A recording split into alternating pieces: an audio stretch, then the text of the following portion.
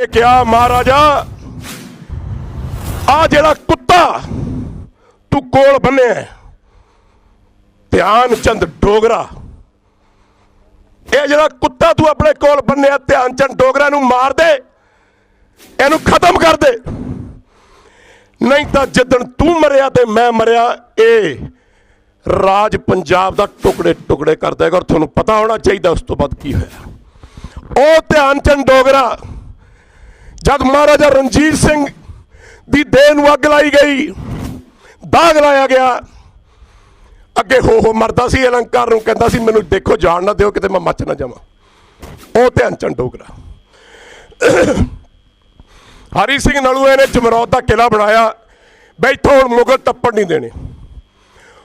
जब महाराजा रणजीत सिंह के पुत्र का विआह हो रहा सी लाहौर, हरी सिंह नलू ने चिट्ठी लिखी महाराजा रणजीत सिंह नूं भी साडे ते मुगलों ने हमला करता, फौज भेज दे अद्धी इधर। और चिट्ठी ध्यान चंद डोगरे ने जेब च पा ली। आ जिहड़ियां मैं गल्लां कर रहा उत्थे ही आ जाना आपां जिथे लिए आपां इकट्ठे हुए। दूजी चिट्ठी लिखी, तीजी लिखी, हरी सिंह नलूआ चला गया, लड़ाई हुई, गोली लगी, पिट पिछे खत्म हो गया। चौथी चिट्ठी महाराजा रणजीत सिंह नूं मिली। पानी पिलाई थोड़ा। मैं दसना चाहना कि जे राजा कमजोर होवे, उहदे जरनैल तकड़े होण, वो कन्ना दा कच्चा होवे तो उहदे नाल की हुंदा है, मैं वो दसन लग्या। चौथी चिट्ठी मिली, महाराजा रणजीत सिंह ने गड़वा मारिया, और जब मारना सी तो सिर ते मार दिंदा, मरता जांदा साडा सिख राज तो ना खत्म होंदा, पंजाब तो ना खत्म होंदा। उहदे गड़वा वजिया पैरां च। उस तो बाद ध्यान चंद डोगरे ने आ पहाड़ी राजियां ने जिहड़े साडे गुरुआं नाल लड़दे रहे हैं, पता है ना इस गल दा कि नहीं पता है? किसी नूं पता है? नहीं पता। आही रौला है, जिहड़े साडे गुरुआं दे नाल गद्दारी करदे रहे, इन्हां ने जिंदगी दे विच आके उस पंजाब के टुकड़े टुकड़े किए। महाराजा रणजीत सिंह का एक एक जी भजा भजा के मारिया, औरतां नंगियां करके भजा भजा के मारिया।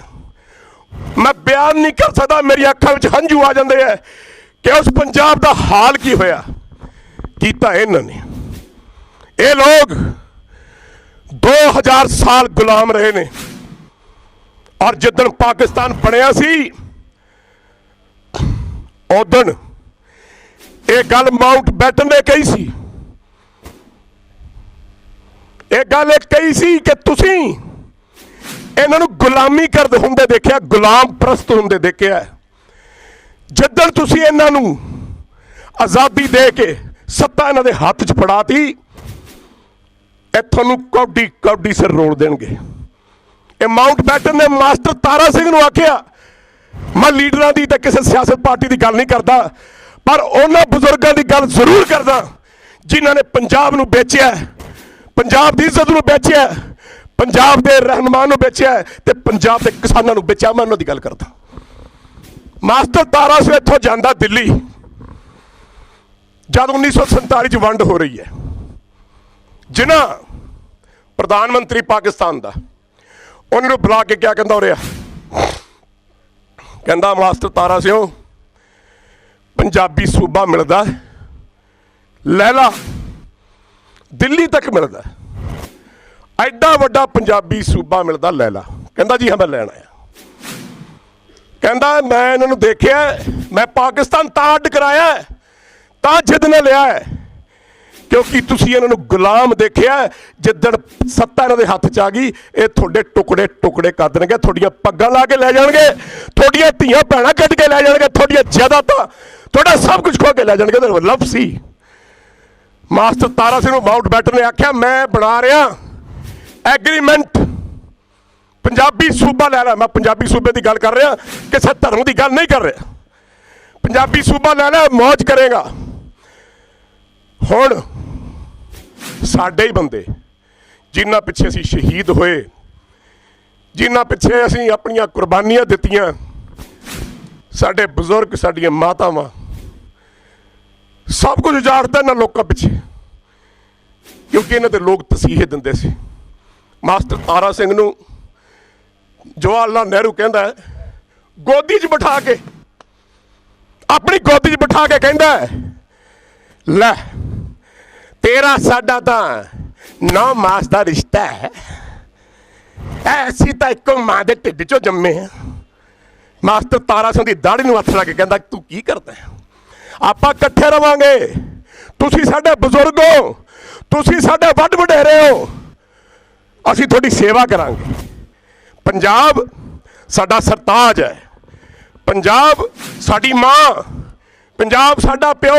ये जवाहर लाल नेहरू के लफ्ज ने रिकॉर्डिड।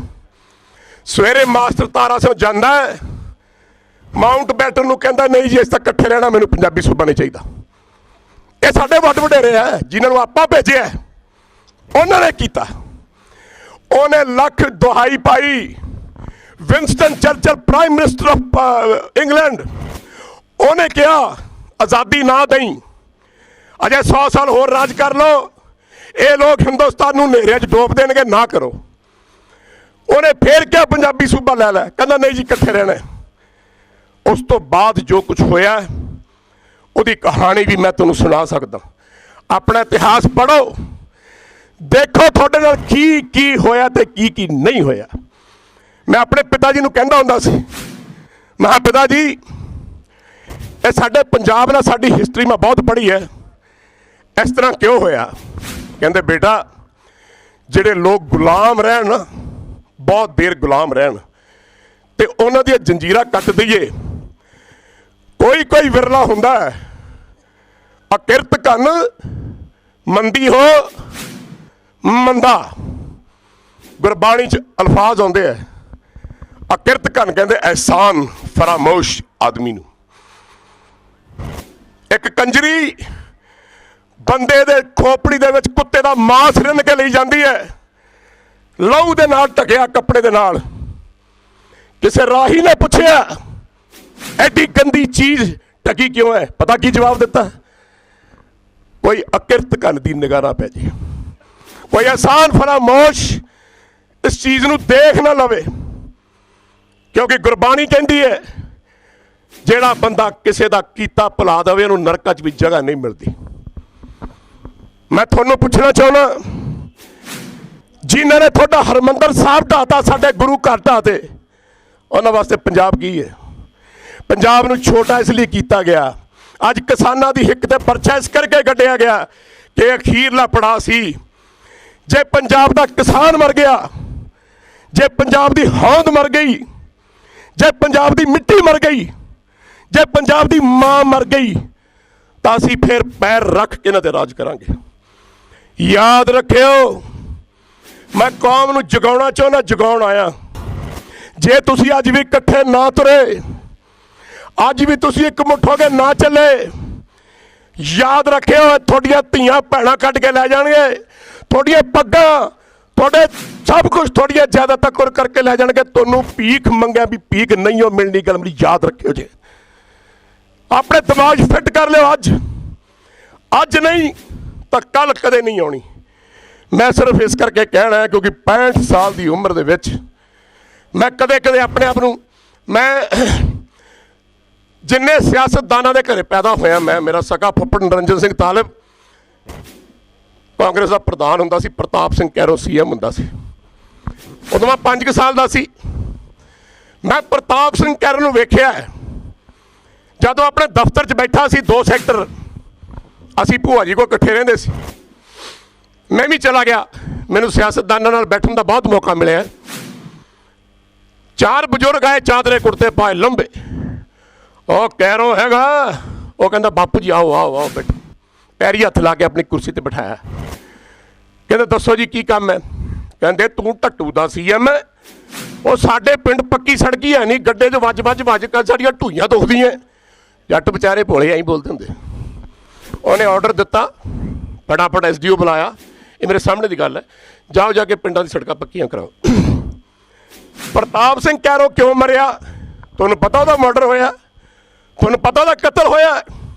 नहीं पता ना, किसी किसी नूं पता है। वो कहंदा सी प्रधानमंत्री नूं, मैं चीफ मिनिस्टर पंजाब दा, तो अपना देश चला, मैं अपना पंजाब चला रहा। ਇਸ ਕਰਕੇ ਮਰਵਾਇਆ। ਉਹ ਆਦਮੀ ਸੀ ਜਿਹੜਾ ਪਾਰਲੀਮੈਂਟ 'ਚ ਖੜ ਕੇ ਬੋਲਦਾ ਸੀ, ਜੋ ਮਰਜ਼ੀ ਗੱਲ ਕਰਿਓ, ਮੇਰੇ ਪੰਜਾਬ ਦੇ ਕਿਸਾਨਾਂ ਦੀ ਗੱਲ ਨਹੀਂ ਕਰਨੀ।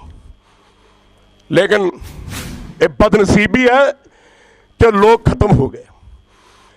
ਮੈਂ ਨਾ ਤਾਂ ਕੋਈ ਲੀਡਰ, ਨਾ ਮੈਨੂੰ ਟਿਕਟ ਚਾਹੀਦੀ ਹੈ, ਨਾ ਮੈਂ ਕੋਈ ਇਲੈਕਸ਼ਨ ਲੜਨੀ ਹੈ, ਪਰ ਮੈਂ ਇੰਨੀ ਗੱਲ ਕਹਿਣਾ ਹੈ, ਮੇਰੇ ਘਰ ਦੇ ਵੀ ਸਵਾਲ ਕਰਦੇ ਤੂੰ ਕਰਦਾ ਕੀ ਫਿਰਦਾ? ਮੈਂ ਕਿਹਾ ਮੈਂ ਉਹ ਕਰਦਾ ਫਿਰਦਾ ਜਿਹੜਾ ਤੁਹਾਨੂੰ ਸਮਝ ਨਹੀਂ ਆਉਂਦਾ। ਮੈਨੂੰ ਲੋਕ, ਮੇਰੇ ਰਿਸ਼ਤੇਦਾਰ, ਮੇਰੇ ਜਾਣਕਾਰ ਮੈਨੂੰ ਕਹਿੰਦੇ, ਪਰ ਹੁਣ ਪਿਛਲੇ ਹਫ਼ਤੇ ਤੋਂ ਕੀ ਹੋਇਆ, ਮੈਨੂੰ ਘਰ 'ਚ ਕਹਿੰਦੇ ਆਓ ਜੀ ਪਿਆਰੇ।